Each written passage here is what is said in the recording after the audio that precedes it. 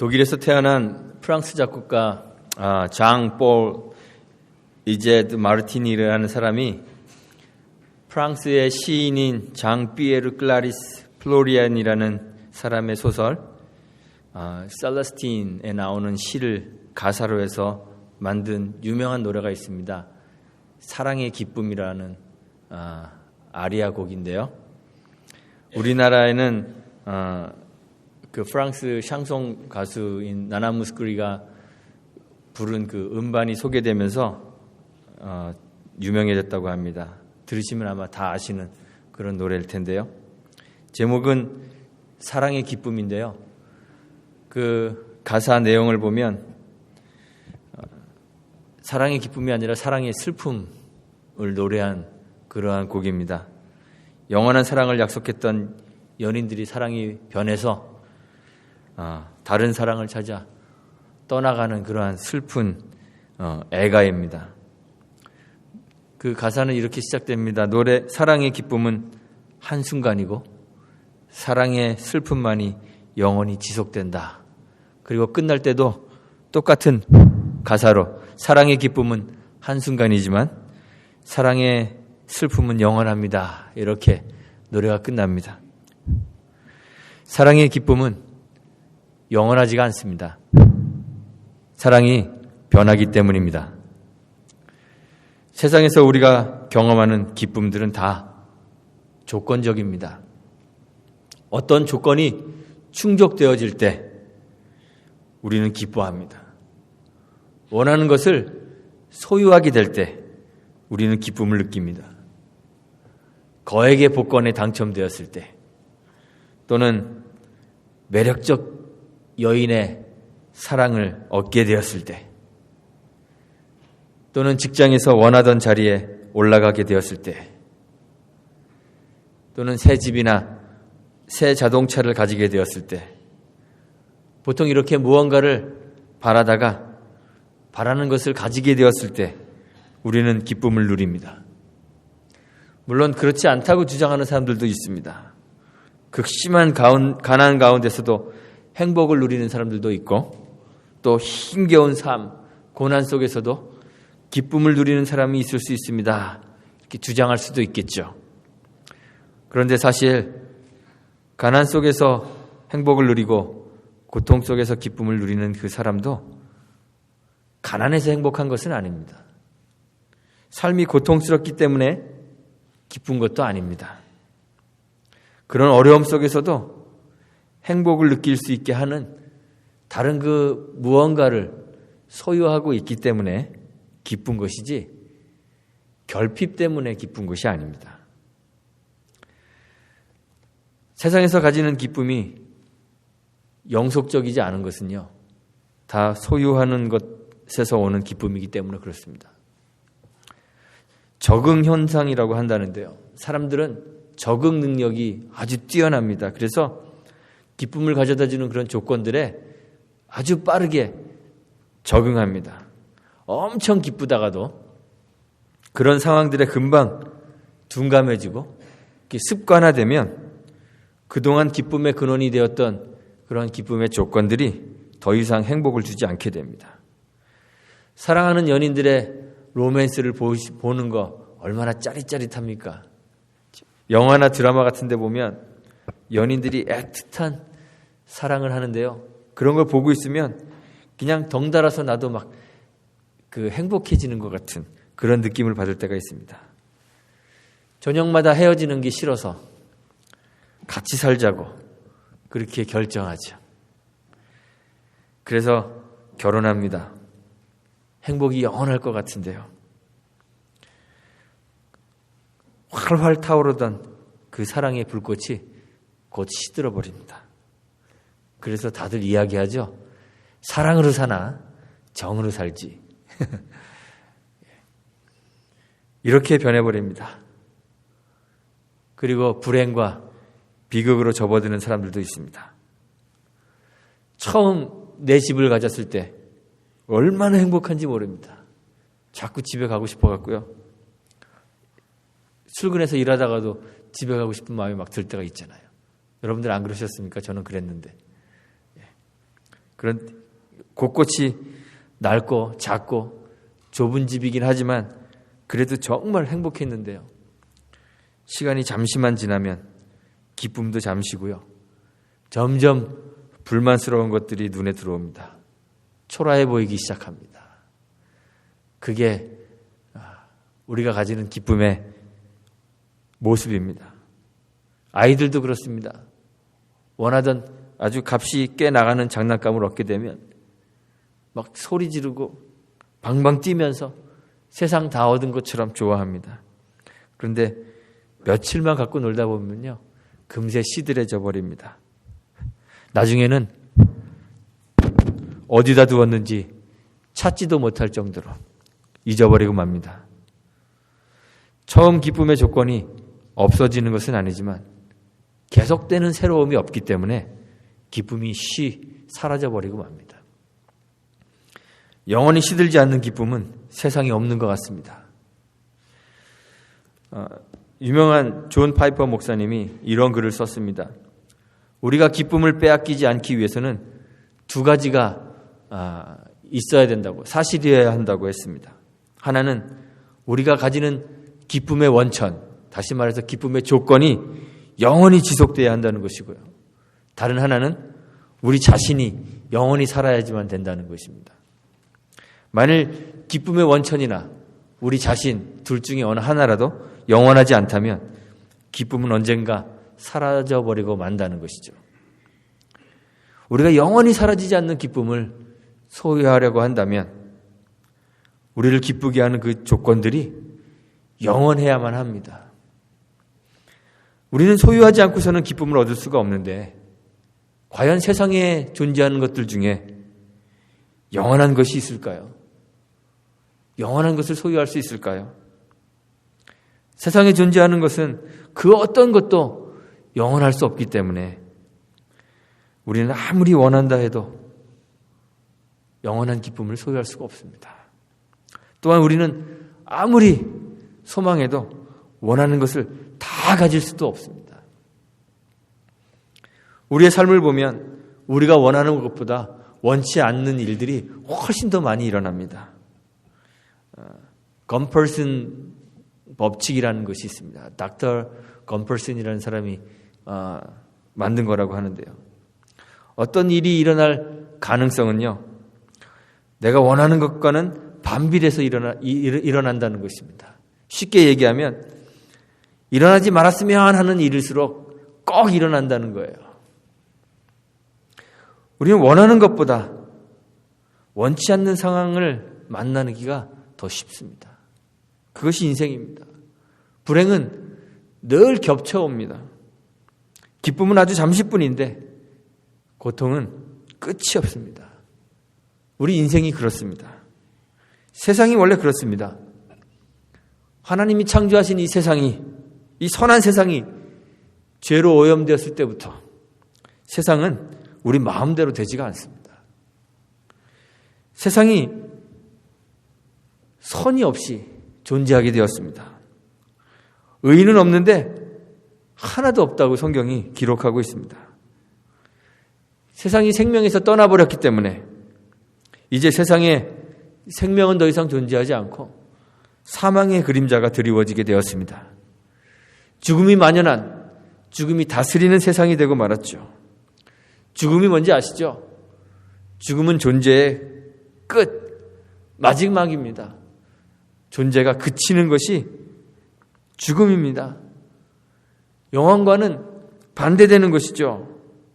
그래서 세상에 존재하는 모든 것은 죽고 사라져가기 때문에 영속성이라는 것이 세상에는 없습니다. 그래서 세상에 영원한 기쁨도 없는 것이죠.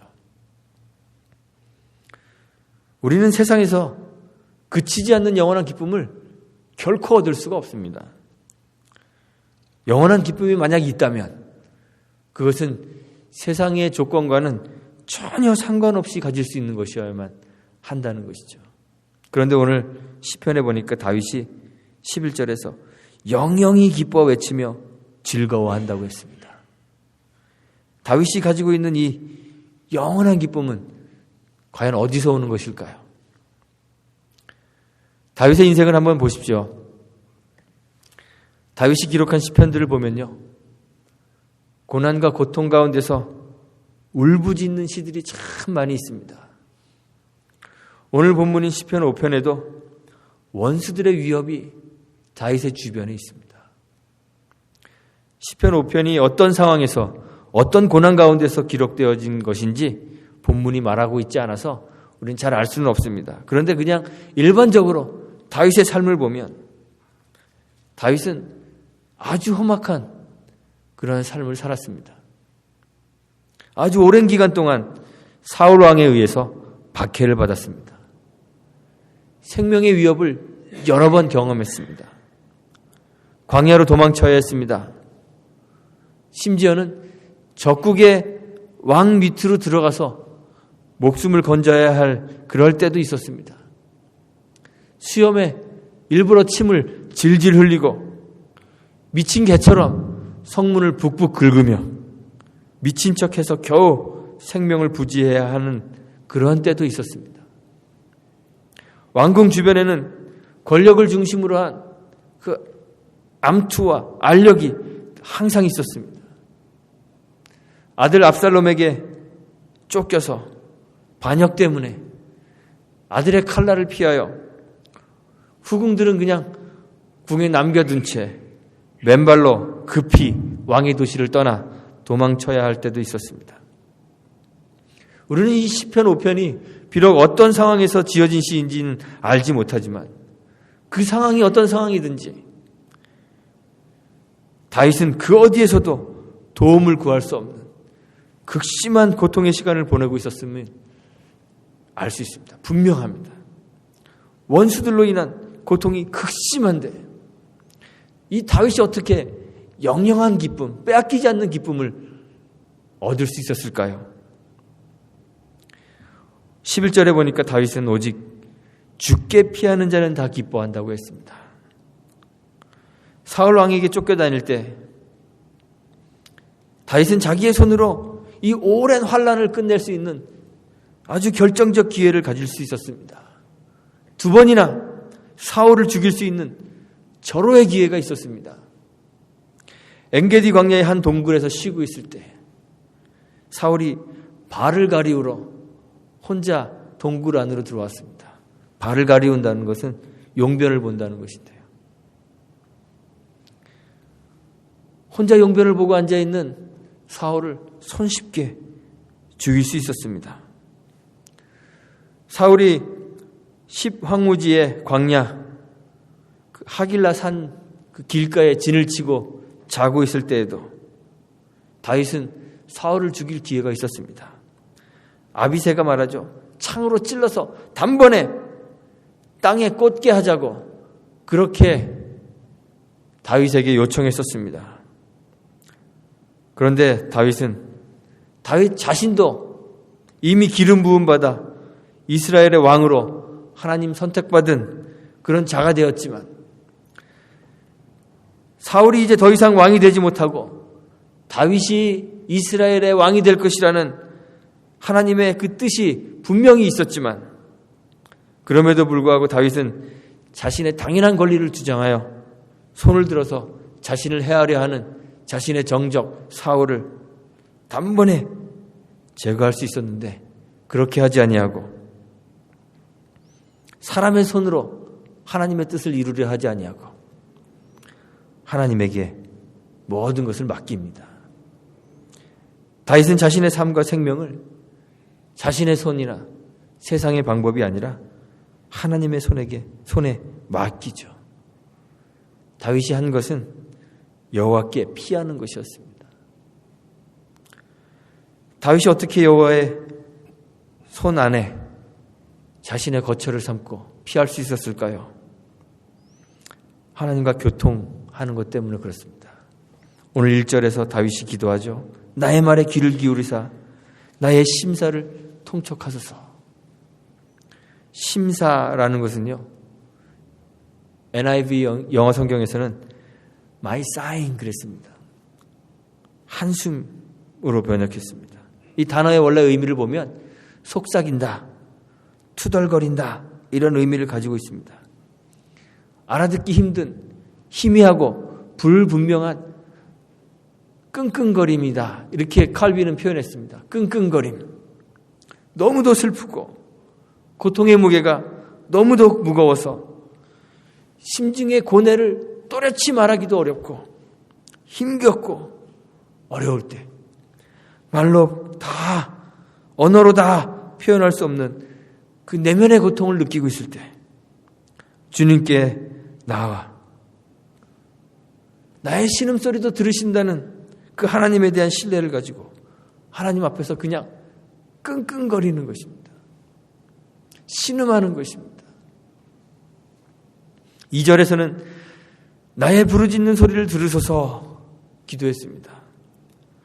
하나님이 귀가 먹으셔서 소리치는 것이 아닙니다.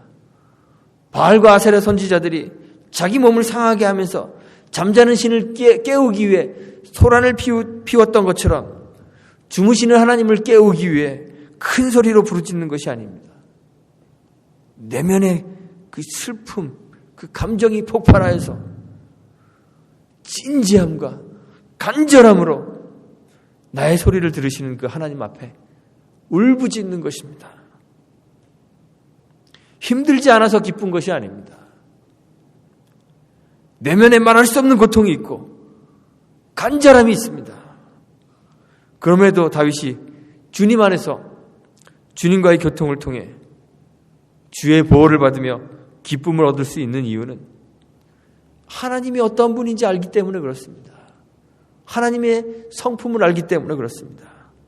죄악을 기뻐하지 않으시고 행악자와 거짓말하는 자, 피 흘리기를 즐기고 속이는 자는 싫어하시는 그 하나님의 성품을 알기 때문에 그렇습니다.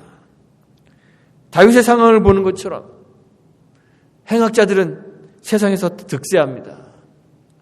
신실함이 없고 심중에 심이 약하고 목구멍은 열린 무덤 같고 혀로는 아첨하고 이런 사람들이 다윗의 주위에 있는데 사실 이런 사람들이 늘 득세합니다. 시편 73편의 시인이 거의 실족할 뻔하고 발이 걸음이 미끄러질 뻔하게 만드는 그러한 일들이 세상에서 흔히 벌어집니다. 악인이 형통합니다. 죽을 때도 고통이 없고 그 힘도 건강하고 고난도 없고 재앙도 없습니다. 벌어들인 소득은 마음의 소원보다 진하다고 했습니다. 세상의 모든 행복의 조건들은 그 사람들이 다 가지고 있는 것 같습니다. 그래서 내면에 고통이 있습니다. 자칫 마음의 평안을 잃어버리고 기쁨을 상실할 수 있습니다. 그런데 다윗이 확신하는 것이 있습니다. 거기에는 영원한 기쁨이 없다는 것입니다. 하나님은 악과 함께 유하지 아니하실 것입니다. 오만한 자, 행악자, 거짓말하는 자, 피 흘리기를 즐기고 속이는 자, 지금 행복의 조건을 다 가지고 있는 것 같은 그러한 사람들, 하나님이 미워하시고 싫어하시고 결국 멸하실 것이기 때문에 그렇습니다. 그들은 하나님이 정죄하시고 자기 꾀에 빠지게 하시고 쫓아내실 것이기 때문에 그렇습니다. 그래서 다윗은 그러한 세상의 행복의 조건들, 기쁨의 조건들 속에서 기쁨을 찾아 누리려고 하지 않고 여호와의 품 안에서 기쁨을 누리는 것입니다. 오직 주께 피하는 자가 다 기뻐하며 주의 보호로 인하여 영영이 기뻐 외치며 주의 이름을 사랑하는 자들은 주를 즐거워할 것이라고 노래하고 있습니다. 우리 예수님도 그의 제자들에게 아무도 빼앗을 수 없는 기쁨을 주시겠다고 하셨죠. 그런데 그 기쁨은 세상의 것에서 오는 기쁨이 결코 아닙니다. 요한복음 16장 22절에서 주님이 말씀하시죠. 지금은 너희가 근심하나 내가 다시 너희를 보리니 너희 마음이 기쁠 것이요 너희 기쁨을 빼앗을 자가 없으리라. 주님이 다시 오실 때, 주님이 우리 가운데 오실 때 세상의 것들을 우리에게 허락하여 주셔서 우리를 기쁘게 하시는 것이 아니라 내가 다시 너희를 보리니 주님을 만나는 기쁨, 아무도 빼앗을 수 없는 이 영원한 기쁨은 주님을 만날 때, 다시 만날 때 가지게 되는 것입니다. 물질주의, 성공주의, 번영신학이 약속하는 부흥과 번영은 우리에게 영원한 기쁨을 줄 수 없습니다. 다윗과 같이 하나님 안에서 누리는 영원한 기쁨을 우리가 맛보아야 합니다. 그런데 우리는 하나님을 잘 알지 못하기 때문에 하나님 안에 영원한 기쁨이 있다는 사실도 잘 알지 못하는 거예요. 하나님을 알아야 하는데 하나님을 알지 못하기 때문에 하나님 안에 있는 그 영원한 기쁨도 발견하지 못하는 것입니다. 다윗이 거룩하신 하나님에 대해 노래했죠. 죄와 악을 미워하심으로 세상적 도움을 구하는 사람들, 자기의 지혜를 의지하는 사람들을 멸하시는 그 하나님에 대한 이해를 통해서 다윗은 세상에는 영원한 기쁨이 없다는 것을 깨닫게 되는 거예요. 주께로 나와 기도하며 주를 바라고 기다리게 되었던 것이죠. 하나님 앞으로 나와서 때로는 속삭이고 때로는 알아듣지도 못할 말로 끙끙대기도 하고 때로는 감정을 폭발시켜서 하나님 앞에서 울부짖기도 하면서 하나님과 교제하고 교통합니다. 이렇게 다윗은 하나님의 성품을 알아가고 하나님을 알아가고 그 하나님에게서 하나님의 소리를 듣습니다. 그리고 하나님께만 영원한 행복이 있음을 깨닫게 되는 것이죠. 그래서 다윗은 사람의 손을 의지하지 않고 주께만 피하는 것입니다. 주께 우리의 피할 거처를 삼고 주님께로 도망치는 것입니다. 우리 성도들도 모두 이 영원한 기쁨을 누릴 수 있게 되기를 간절히 소망합니다.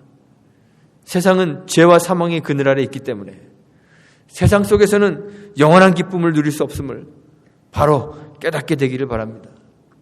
당장은 세속의 것들이 행복을 주는 것 같고 그 속에 기쁨이 있는 것 같지만 하나님께서는 죄와 악을 싫어하시고 정령 죽으리라 죄에게 영원한 사망을 선언하셨기 때문에 죄악 가운데 있는 세상의 어떤 것도 주님이 다 멸하실 것입니다. 하나님의 성품, 하나님에 대한 바른 이해와 이 신앙에 우리가 이르러야 합니다. 그 신앙에 이르를 때 주님과의 교통을 통해 우리는 하나님을 더 알아가고 죄악된 세상에는 행복이 없고 하나님 안에만 기쁨이 있음을 발견하게 될 것입니다. 이 하나님에 대한 이해와 깨달음 속으로 여러분들이 들어가셨으면 좋겠습니다. 주님이 영원한 기쁨을 가질 수 있는 조건을 완성시켜 주셨습니다. 아까 영원한 기쁨을 가질 수 있는 두 가지 조건 뭐라 그랬죠? 기쁨의 원천이 영원해야 되고 또 우리가 영원해야 된다 그랬습니다. 우리가 그리스도 안에 있을 때 주께로 피할 때 죽어도 살겠고 무릇 살아서 믿는 자는 영원히 죽지 아니하리라 말씀하신 그 주님의 말씀처럼 우리가 영생을 가지는 것입니다. 우리가 영원한 삶을 갖습니다.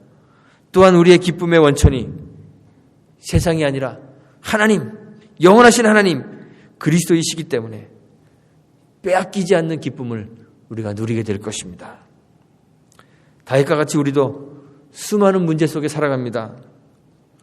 이런 저런 세상의 방법으로 행복을 만들고 싶은 그런 생각이 들 수도 있습니다. 소유를 통해 물질의 소유, 권력의 소유, 지식의 소유 이런 세상을 소유함으로 문제를 해결하고 싶고 행복을 얻을 수 있을 것 같은 그러한 기분이 들 때도 있습니다. 그러나 주께서 일어나시면 우리가 소유한 모든 것이 안개와 같이 사라질 뿐이라는 것을 기억하기를 바랍니다. 주님께로만 피하십시오. 주께로 피하십시오. 사람의 손으로 내 손으로 삶의 문제를 해결하려 하지 말고 다윗처럼 주 앞으로 나가십시오. 주님께 속삭이십시오. 때로는 주님 앞에 끙끙대며 우리의 신음을 주님 앞에 토해놓으십시오. 때로는 울부짖음으로 여러분들의 마음을 하나님 앞에 내어놓으십시오. 주님께로 피하십시오. 그러면 주가 주시는 영원한 기쁨으로 즐거워할 수 있게 될 것입니다. 그 기쁨이 여러분들 속에 풍성히 넘치게 되기를 간절히 소망합니다. 그러면 주께서 우리에게 복을 주시고 시편 5편의 마지막 말씀처럼 방패로함같이 은혜로 우리를 호위하실 것입니다. 이 주님의 보호가 우리 삶에 있고 주님이 주시는 이 세상이 빼앗을 수 없는 기쁨이 저와 여러분들 속에 넘쳐나게 되기를 주님의 이름으로 축원드리고 부탁드리겠습니다. 함께 기도합니다. 생명의 근원이신 아버지, 연약하고 무지한 우리를 일깨워 주옵소서. 눈에 보이는 화려한 세상에 현혹되지 않도록 우리를 단단히 붙잡아 주옵소서. 주께로 피하는 자 되게 하옵소서. 세상 그 어느 것에서도 평안을 얻지 않도록 믿음을 주옵소서. 눈에 보이지 않고 만질 수 없는 것 같은 우리 주님의 품 안에 영원한 기쁨이 숨겨져 있음을 발견하게 하옵소서. 내 손으로 삶의 문제를 해결하려 하지 않고 날마다 주께 나아가 주님 앞에서 신음하며 속삭이고 부르짖게 하옵소서. 주께 나아가는 우리들을 하나님이 만나주시고 주의 성품을 알아가게 하셔서 신뢰함으로 삶을 주께 내어 맡기며 주께 피하여 영속하는 기쁨 속에 살도록 우리를 인도하여 주옵소서. 예수님의 이름으로 기도합니다.